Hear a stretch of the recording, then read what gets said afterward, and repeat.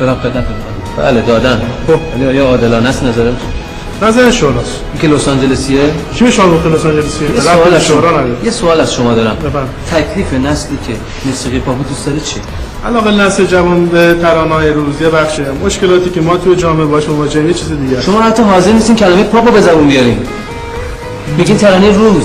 ما به کامپیوتر میگیم رایانه، چه ربطی به بحث ما شما میدون انقلاب ولیعصر رفتین. میدونم چی میخواین بگید. پس میدونیم که نوارای ابی، اندی، سندی همه دست اینونه. خب منظورتون چیه؟ پس چطور مردم اونا رو گوش بدن؟ من که پامو از این مملکت بیرون نذاشتم صدا ممنوع. کی گفت صدای شما ممنوع؟ پس مشکلش چیه که مجوز نمیدین؟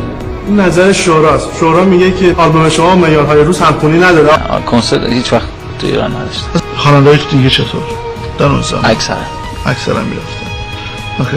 چرا نمیرفتید؟ اجازه نمیدن.